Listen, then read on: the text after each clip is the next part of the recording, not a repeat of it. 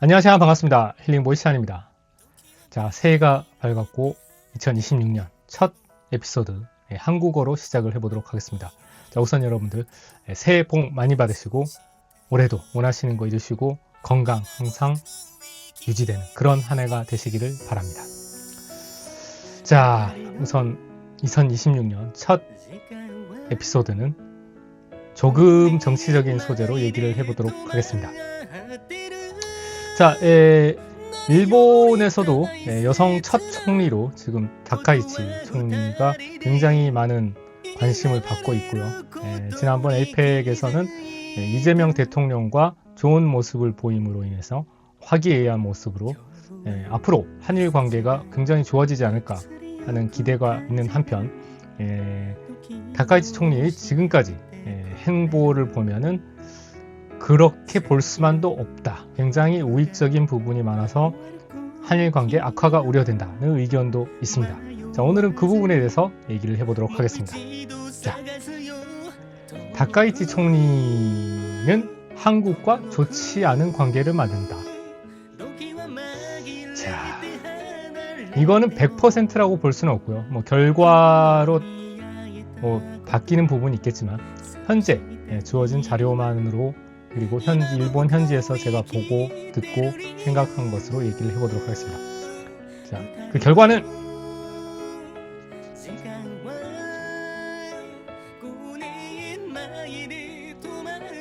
X입니다.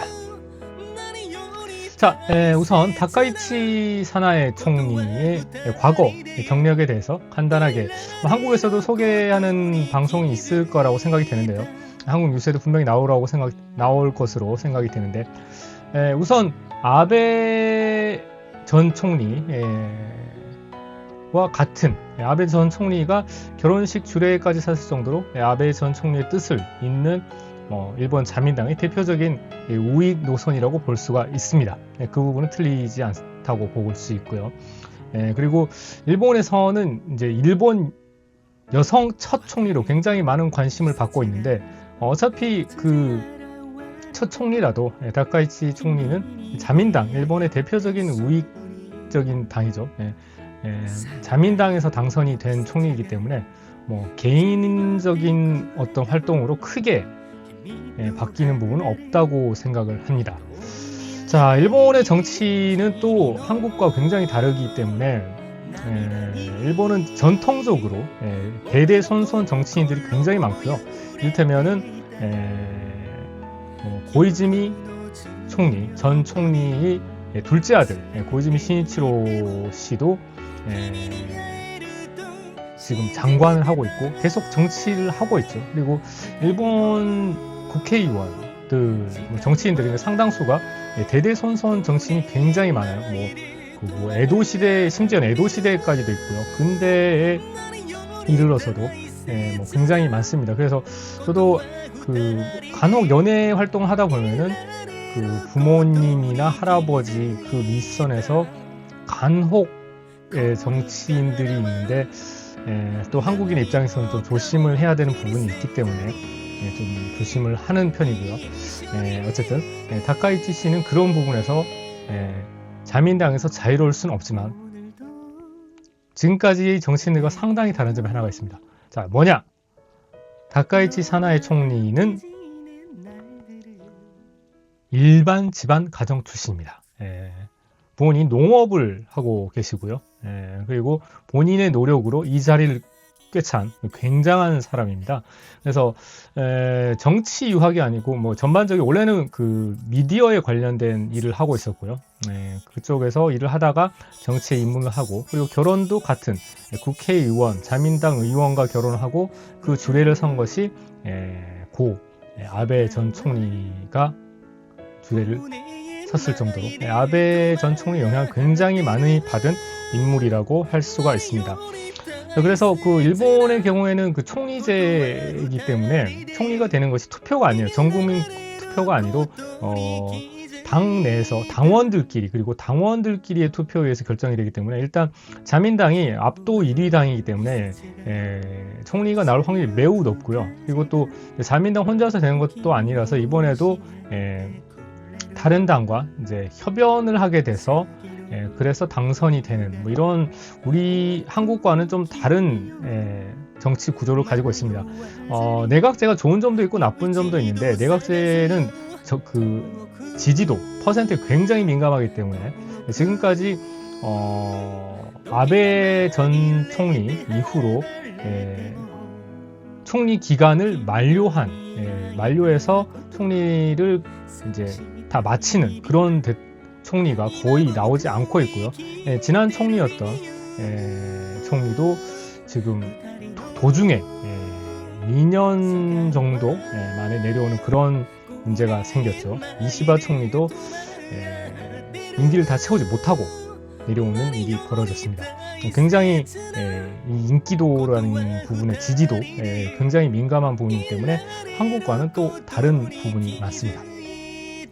자, 그런데 이 얘기를 왜 하냐면은 한국의 이재명 대통령도 마찬가지죠. 굉장히 흑수저 집안으로 자수성가를 한 대기만성을 한 그런 경우고요. 그리고 지금 해외의 어떤 정책을 보면은 해외에 나가서 외교 활동을 보면 굉장한 실리주의자라고 볼 수가 있죠. 굉장한 실리주의자로 이념을 떠나서 미국과는 미국과의 할 수 있는 얘기를 하고 일본과는 또한 일본과 할 수 있는 얘기를 하고 상대를 존중하면서 실리를 추구하는 자국의 이익을 추구하는 현대 시대에 매우 적합한 그런 외교를 하고 있습니다.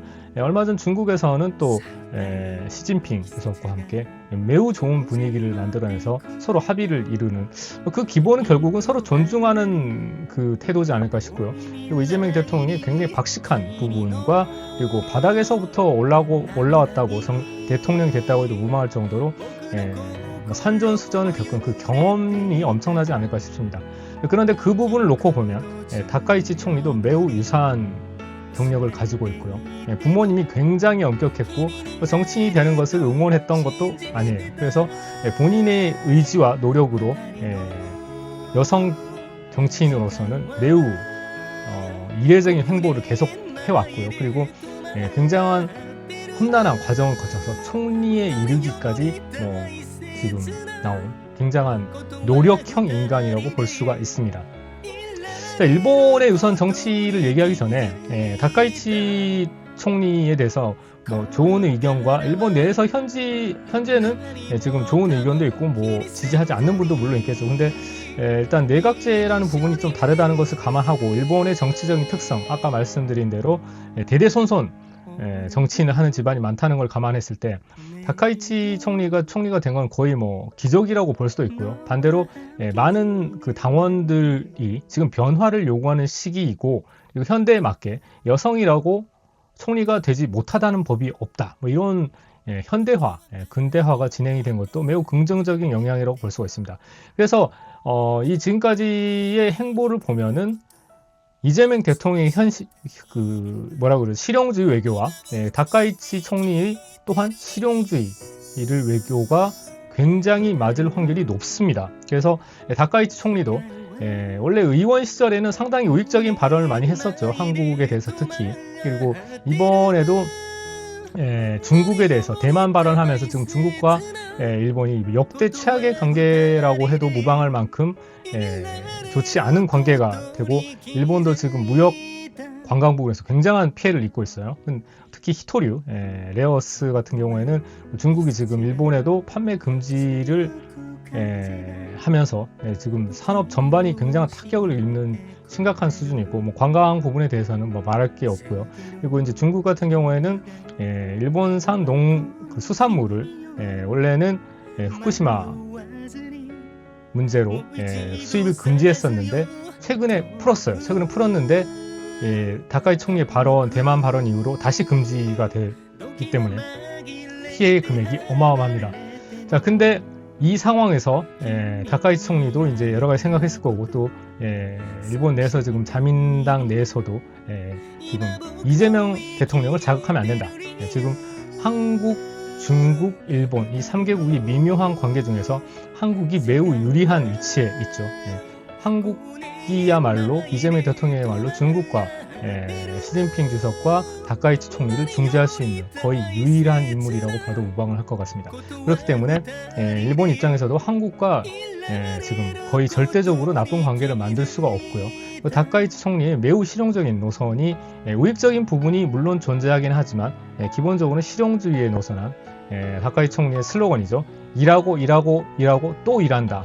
이럴 정도의 일에 열심이고 실용적인 노선을 걷는 정치인이기 때문에 이재명 대통령과 매우 잘 맞을 수 있을 거라고 생각을 합니다. 그래서 앞으로 이재명 대통령과 다카이치 총리가 나쁜 관계가 돼서 문제가 커져서 한일 관계가 점점 악화가 된다는 것을 생각할 수가 없고요.